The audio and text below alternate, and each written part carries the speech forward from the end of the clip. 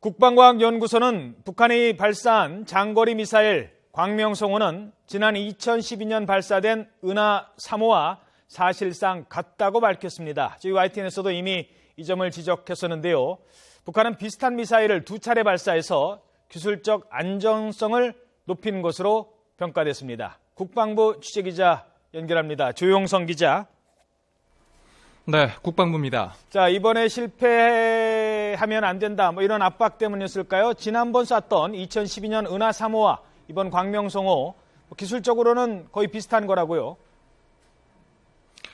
네, 국방과학연구소 연구진이 발표한 내용입니다. 이번에 발사된 광명성호는 2012년 은하 3호와 외형이 일치하는 것으로 파악됐습니다. 길이가 30m 정도로 거의 유사하고 성능도 비슷하다고 연구소는 밝혔습니다. 은하 3호의 사거리는 10,000km에서 12,000km로 추정됐는데 광명성호 역시 최대 12,000km로 미 본토 대부분을 타격할 수 있는 위력으로 확인됐습니다. 앞서 정보당국은 광명성호의 탄두 탑재 물체 중량이 200kg으로 2배 늘었다고 했는데요. 연구소도 탑재물 중량은 다소 늘었지만 이미 북한은 2012년에 최대 250kg의 탄두를 탑재할 능력을 보유했다고 설명했습니다. 미사일 자세 제어 기술과 추진체 분리 기술도 은하 3호 때와 유사한 수준으로 조사됐습니다. 연구소는 북한이 사실상 같은 미사일을 2012년과 올해 두 차례 발사해 기술적 안정성을 높였다고 평가했습니다.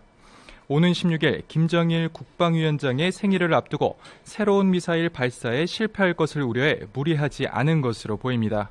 국방부는 북한의 미사일 발사가 대륙간 탄도미사일 기술 확보를 위한 시험이라고 밝혔는데요.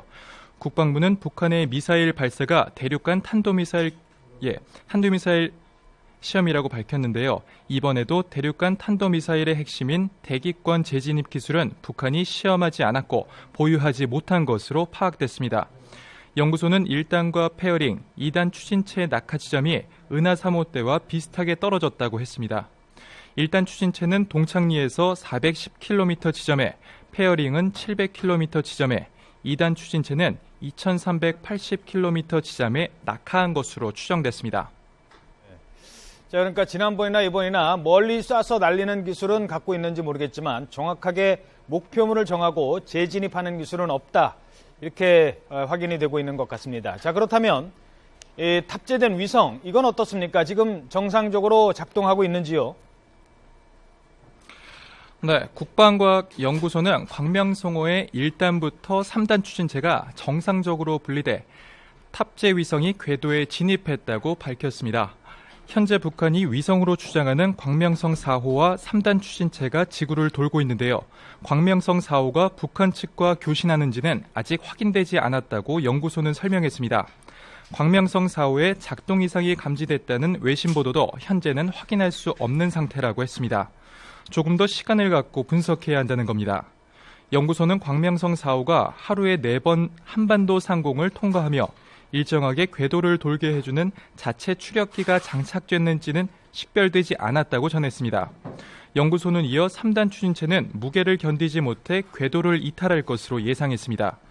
연구소는 미사일 발사 기술만 놓고 보면 북한이 앞서지만 위성 기술은 남한이 앞선다고 설명했습니다. 자, 그리고 또 하나 짚어볼 게 바로 이 추진체입니다. 광명성호라고 써 있는 거, 지금 제 뒤로 보이는 이 로켓 추진체. 지난번에 이게 날아갔다가 서해상에 떨어졌습니다. 그러니까 우리가 이게 어떤 재원을 갖고 있는지 알 수가 있었는데 이번에는 폭파가 됐어요. 이게 일부러 그런 것이다. 기술을 노출시키지 않으려고 한 것이다. 이런 얘기가 나오고 있습니다. 네, 2012년 발사된 은하 3호의 1단 추진체는 온전히 수거돼 군 당국이 엔진 재원까지 상세히 분석할 수 있었는데요. 연구소는 북한이 이번에 1단 추진체를 의도적으로 폭파한 것으로 보인다고 밝혔습니다. 우리 군이 추진체를 회수하는 걸 막기 위해 자폭 장치를 설치해 터뜨렸다는 겁니다. 이 때문에 1단 추진체는 분리와 함께 폭발해 270여 개 파편으로 서해에 떨어졌습니다. 군 당국은 서해에서 파편을 찾는 수상 탐색 작전을 끝내고 2단계로 수중 탐색 작전을 벌이고 있습니다. 이런 가운데 윤병세 외교부 장관은 북한의 4차 핵실험과 장거리 미사일 발사에 대응한 전방위 외교 활동을 펼치기 위해 유엔 본부가 있는 미국 뉴욕으로 출국했습니다. 윤 장관은 반기문 유엔 사무총장과 미국, 중국, 러시아 등 안보리 이사국 대표들을 만나 강력하고 실효적인 대북 제재 결의를 채택해 줄 것을 요청할 계획입니다. 지금까지 국방부에서 YTN 조용성입니다.